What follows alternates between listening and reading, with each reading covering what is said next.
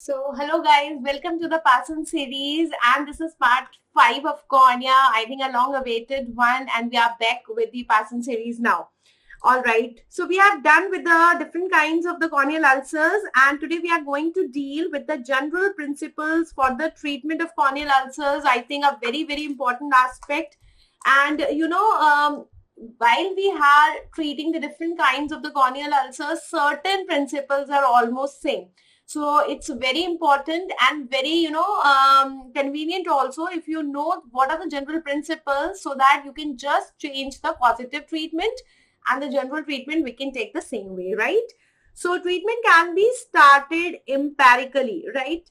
So we can start the treatment empirically by a general practitioner if the ophthalmologist is not available, but urgent referral to the ophthalmologist, preferably a corneal specialist, is a must after instituting the first line antibiotic therapy.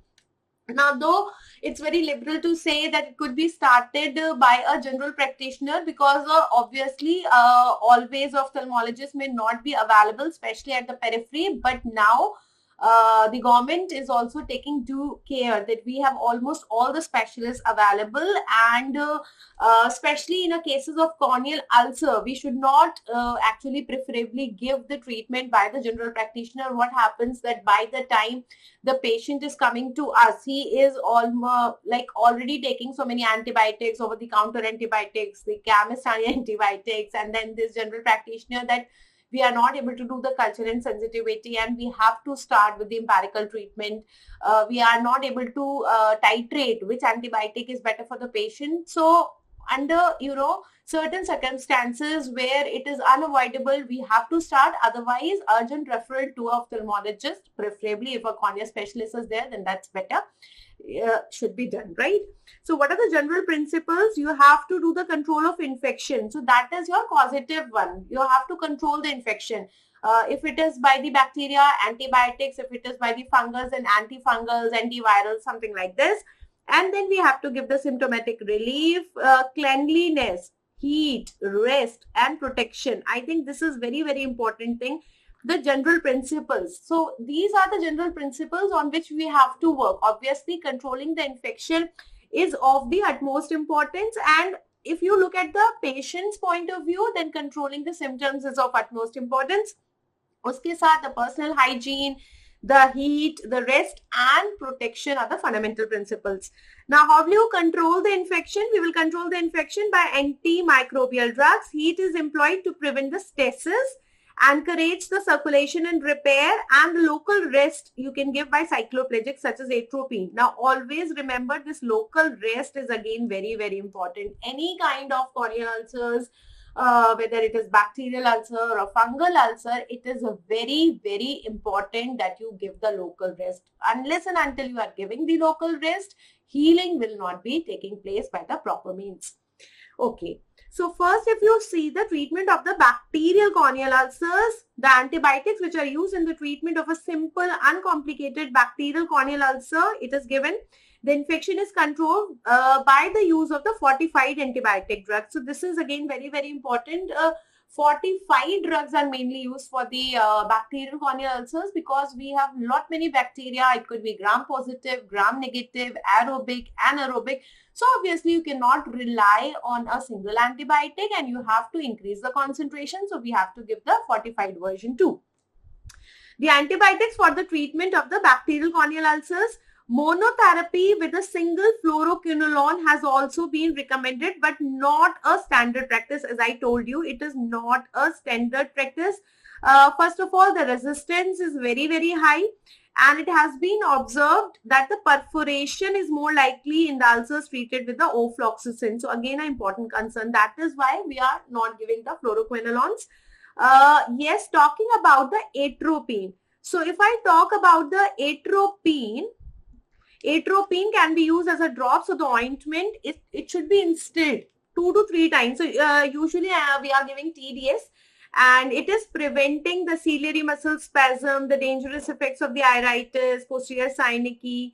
I think this is, as I told you before also, the local cycloplegic effect is very important, because until and unless you are giving rest to that part, you are giving the treatment of ciliary muscle spasm, that won't help. Okay.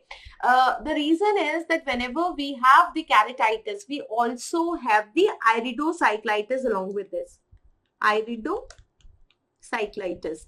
And obviously, if you are not giving the mydriatics and cycloplegics, the infection part will be controlled by the antibiotics, but the iritis and the cyclitis part, this won't be controlled. So if you are not controlling it, all the manifestations of the anterior uveitis will pursue, and that will aggravate the condition. So it's very, very important.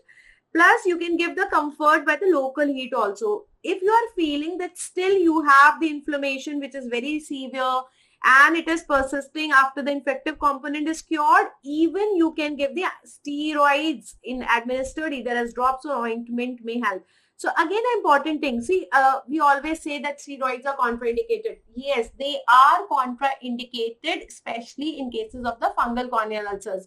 But in the bacterial, see, Parsons itself is saying that you can administer the steroids, you can give it as drops, you can give it as ointment that will promote the healing, prevent the florid vascularization, but should only be used when it is apparent that antibiotics are controlling the infection. So obviously, under the cover of the antibiotics, you can give the steroids. We cannot take risk there because steroids can cause a problem also. It can aggravate the infection, but once you are sure that the antibiotics are controlling the infection, we can give the steroids. Steroids, as I always say in the class also, it's a double-edged sword, and once inflammation ceases, they should be discontinued since they may retard the epithelialization and also inhibits the repair by the fibrosis. So we know there are both pros and cons which are going with the steroids, but sometimes you don't have the choice. So under the proper cover of the antibiotics, you have to give the steroids. Steroids should be used with extreme caution under the careful supervision of the ophthalmologist. And obviously, if there is any doubt, avoid. Better to avoid, because prophylaxis is always better than cure. So I would say that even as an ophthalmologist, we are also taking due care to avoid the steroids, or we are giving the steroids only when we are 100% sure that the infection is controlled. So obviously, if there is any doubt, you should not give it. And as a general practitioner, please, I will say best to avoid, right? Treatment of the fungal ulcers. So if I talk about the fungal corneal ulcers, we can give the topical drugs also and the systemic drugs also. And talking about the topical drugs, so you have to see what kind of fungus is being involved. Like for example, if I'm talking about the filamentous fungus,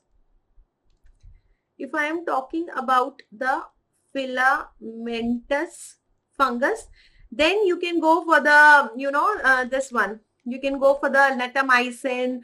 I won't say voriconazole and amphotericin B because these may be in your, this one, other ones also. So for the filamentous, you have to go for the netamycin, and better to go with the nystatin. Okay, na? Nystatin against the candida. So you have to learn this so that you are not confused between the two. As far as the systemic drugs are concerned, many places we do require the oral antifungal drugs, ketoconazole, voriconazole, if they are very, very severe, right? Or obviously if there is a risk of endophthalmitis. So I think this is again an important question, where what is the indication for the systemic drugs in cases of fungal corneal ulcer whenever there is a risk of endophthalmitis. Talking about the surgical management. Surgical management may, suppose the ulcer is progressing despite the therapeutic measures you are giving, but you feel that the ulcer is deteriorating, and many a times this happens with what you call as a fungal corneal ulcers. So you have to actually admit the patient, okay, and you have to remove this necrotic material. So that you can do by the scraping with the help of a spatula. You can do the cautery, or you can also do the therapeutic keratoplasty. Fungal corneal ulcers are especially known for your non-healing property. So many a times we will have to admit the patient, keeping in the ward. First, we try to give these antifungals under our supervision. If we feel again we are not getting the response, you can go with the removal of the necrotic material by the scraping. You can do the cautery, or you can also do the therapeutic keratoplasty. Now, talking about the cauterization. If I talk about the cauterization, you can do it with the help of pure carbolic acid, or we can use the trichloroacetic acid, 10 to 20%, that can also be used. Carbolic acid, yes, has the advantage of penetrating a little deeper than it is actually applied. Therefore, its antiseptic properties are very, very widely used. So this is one of the advantages that we can have with the carbolic acid. Plus, it is also a caustic agent and an antiseptic agent. So I think we have got a lot of benefits. If you are using the carbolic acid, it is penetrating a little more, then it has a caustic agent also, an antiseptic agent also. Although the parts touched immediately, they are turning white. Now this question again has been used many times in all the subjects, that if it is turning white, then what we have used. So it is actually the carbolic acid that has been used. It is becoming white. Normal epithelium will rapidly recover. Cauterization is contraindicated. Now, always remember that whenever you are doing a procedure, indication is important, but more important is its contraindication, where you should avoid it. So the contraindication is that ulcers with the excessive thinning or the perforated ulcer. So always remember and never use it in the perforated conditions. The acid must not, however, touch the conjunctiva, lest the adhesions forms between the lids and the globe. So acid should not be used. It should not touch the conjunctiva. Adhesions can be there. Symblepharon and chyloblephrons can be there. And another alternative that we can use is your povidone iodine 5%. That can also be used as an alternate. All right. Then we have got the ultrasonography. Ultrasonography is useful in looking for the evidence of exudates in the vitreous suggestive of endophthalmitis in the severe ulcers. This is one of the indication of the ultrasound, or we can say the indication of the B scan in cases of the endophthalmitis. Once you have confirmed the endophthalmitis, what are the things we can do? We can do the vitreous tap, intravitreal injection of the antibiotics. We can give the antifungals also. So again, if you remember, we have done a lot of questions where they ask you what are the indications of intravitreal injections, where do you use the intravitreal injections, why do you need the B scan in cases of corneal ulcer? So I think these are the answers, and a lot of questions can be formed from this area.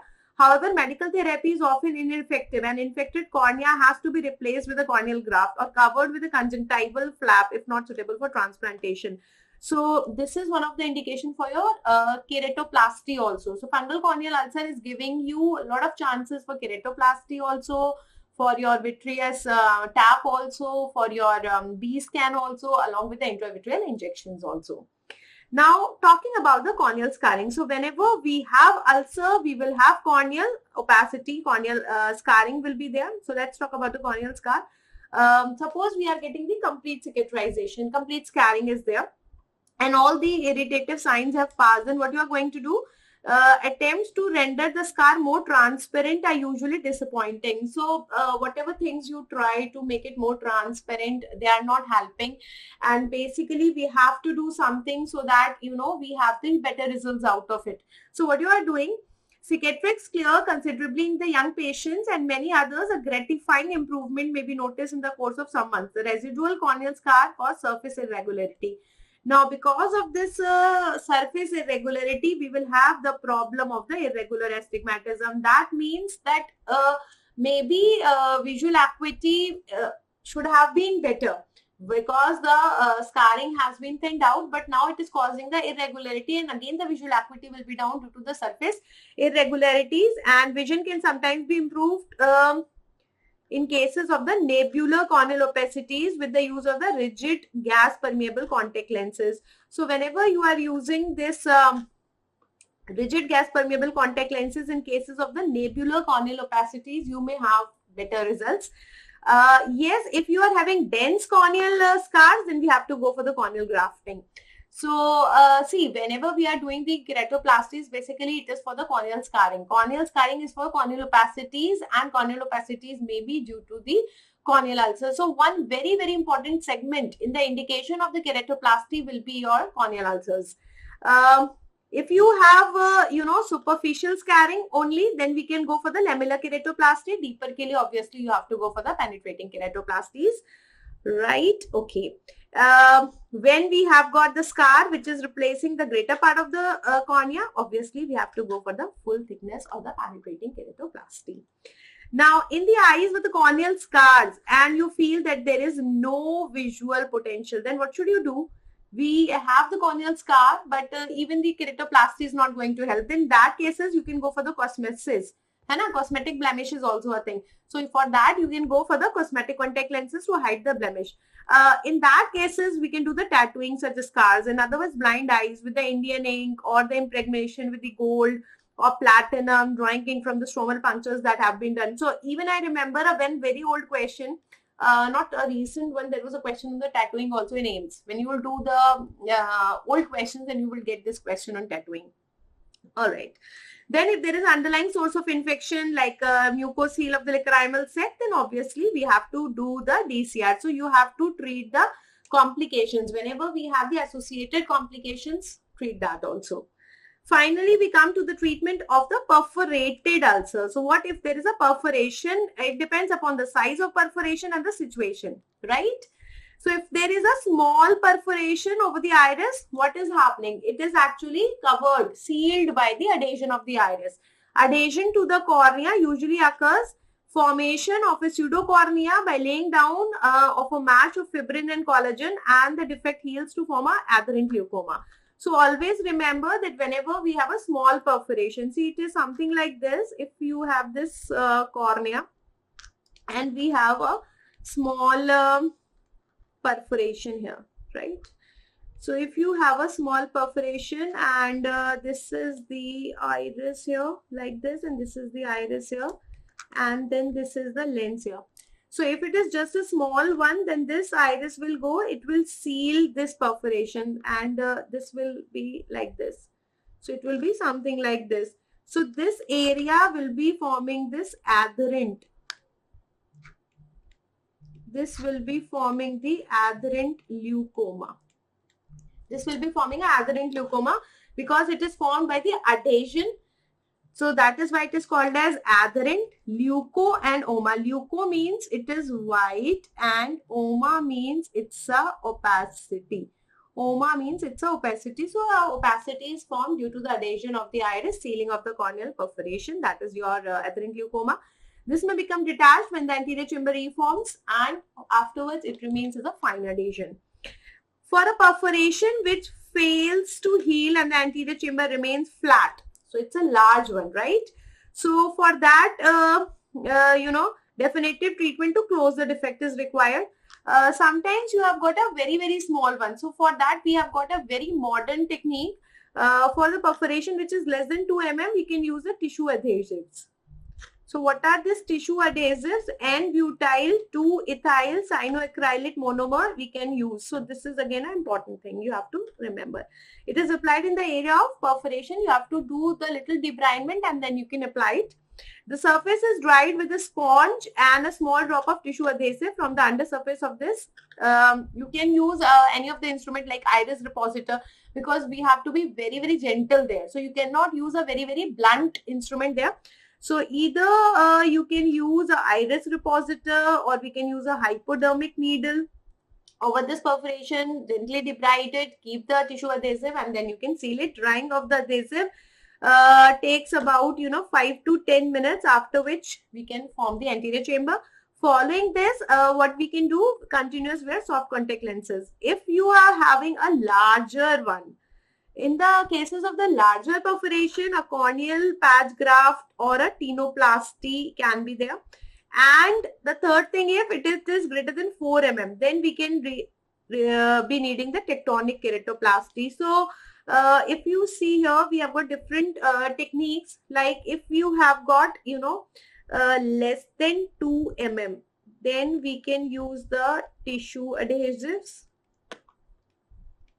Okay. If it is between 2 to 4 mm, then we can use the tenonplasty. A corneal patch graft is required. And if it is more than 4 mm, then you require a tectonic keratoplasty. So this is the crux of the paragraph. Right? All right. So this was about the general principles for the treatment of the bacterial and the fungal ulcers, and mostly the bacterial ulcers, because we know the infection are more common by the bacteria and fungus, and plus perforation is especially common in cases of the bacterial corneal ulcers. So I hope you got the general principles, and very soon we'll be coming with the other one also, in which we will be discussing the viral keratitis too. Thank you and happy ophthalmology.